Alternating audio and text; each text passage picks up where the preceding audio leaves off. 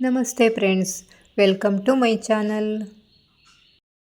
ನಾನಿವತ್ತು ರುಚಿಯಾದ ಒಂದು ಚಟ್ನಿ ಪುಡಿ ಮಾಡ್ತಾಯಿದ್ದೆ. ಪುಟಾಣಿ ಜೊತೆ ಕರಿಬೇವಿನ ಸೊಪ್ಪು ಹಾಕಿ ಚಟ್ನಿ ಪುಡಿ ಮಾಡ್ತಿದ್ದೆ. ಮೊದಲಿಗೆ ಒಂದು ಒಣಕಾಯಿಯನ್ನು ಒಡ್ಕೊಂಡು ತರಿಯಾಗಿ ತುರ್ಕೊಳ್ಳವು.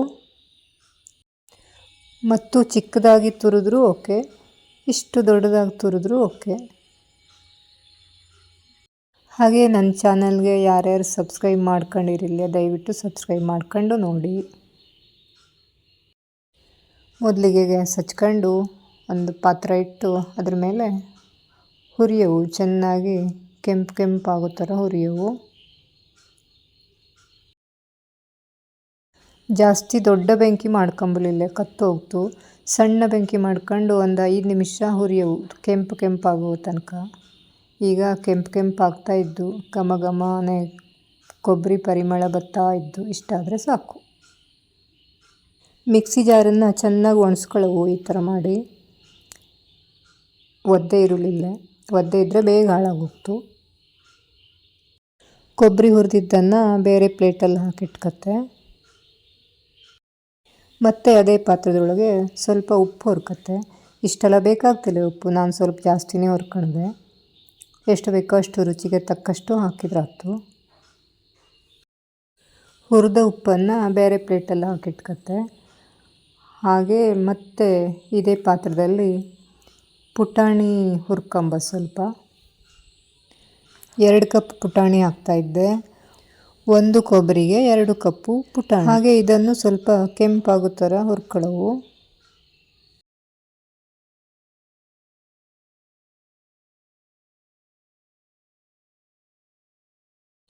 ಪುಟಾಣಿನ ಕೆಂಪಾಗೋ ಥರ ಹುರಿದು ಒಂದು ಪ್ಲೇಟಲ್ಲಿ ಹಾಕಿಟ್ಕತ್ತೆ.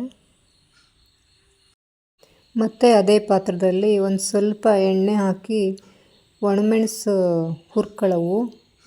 ನಾನೊಂದು 10-12 ಒಣಮೆಣಸು ತಗೊಂಡೆ. ಹಿಂಗೆ ಮೆಣಸು ಖಾರ ಇದ್ದರೆ ಜಾಸ್ತಿ ಬೇಡ, ಖಾರ ಇಲ್ಲ ಅಂದರೆ ಜಾಸ್ತಿ ತಗೊಳ್ಳಿ.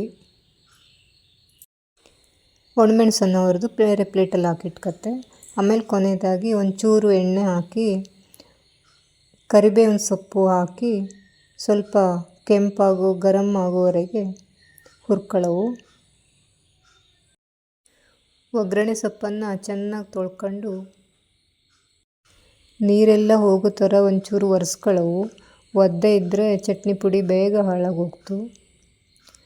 ಸ್ವಲ್ಪ ಈ ಥರ ಒಣಗಿದ ಕೂಡಲೇ ಬಂದ್ ಮಾಡವು.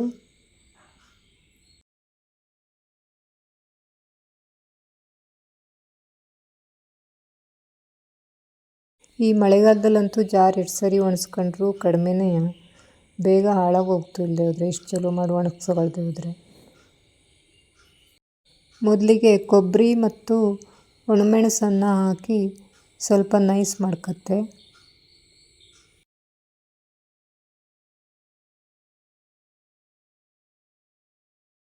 ಸ್ವಲ್ಪ ನೈಸ್ ಆದಮೇಲೆ ರುಚಿಗೆ ಬೇಕಾಗುವಷ್ಟು ಉಪ್ಪು, ಹಾಗೆ ನಾ ಇಲ್ಲೊಂದು ಸ್ವಲ್ಪ ಹುಳಿ ಪೌಡರ್ ಹಾಕಿದ್ದೆ. ನೀವು ಬೇಕಾದರೆ ಹುಣಸೆಹಣ್ಣು ಹಾಕ್ಕೊಳ್ಳಿ. ಆಮೇಲೆ ನೈಸ್ ಆದಮೇಲೆ ಪುಟಾಣಿ ಹಾಕವು. ಪುಟಾಣಿ ಮೊದಲೇ ಹಾಕೊಳ್ಳಿಲ್ಲ, ಪುಟಾಣಿ ಸ್ವಲ್ಪ ತರಿನೇ ಬೀಸ್ಕೊಳ್ಳವು. ಪುಟಾಣಿ ಒಗ್ಗರಣೆ ಸೊಪ್ಪನ್ನು ಜೊತೆಗೆ ಹಾಕಿ ಬೀಸವು. ನಂದು 1 ಜಾರ್ ಫುಲ್ ಆಗೋತ್ತು, ಹಾಗಾಗಿ 2 ಅರ್ಧ ಮಾಡಿ ಜಾರಲ್ಲಿ ಬೀಸಿದೆ. ರುಚಿಯಾದ ಮನೆಯಲ್ಲೇ ಮಾಡಿದ ಪುಟಾಣಿ ಚಟ್ನಿ ಪುಡಿ, ಪುಟಾಣಿ ಮತ್ತು ಒಗ್ಗರಣೆ ಸೊಪ್ಪಿನ ಚಟ್ನಿ ಪುಡಿ ರೆಡಿ. ಇದನ್ನು ದೋಸೆ ಜೊತೆ, ಊಟದ ಜೊತೆ, ಚಪಾತಿ ಜೊತೆ ಎಲ್ಲರ ಜೊತೆನೂ ಬಳಸಲು ಅಡ್ಡಿಲ್ಲ, ಮೊಸರು ಹಾಕ್ಕೊಂಡು. Thank you watching. ಮುಂದಿನ ವಿಡಿಯೋದಲ್ಲಿ ಸಿಗ್ತೆ.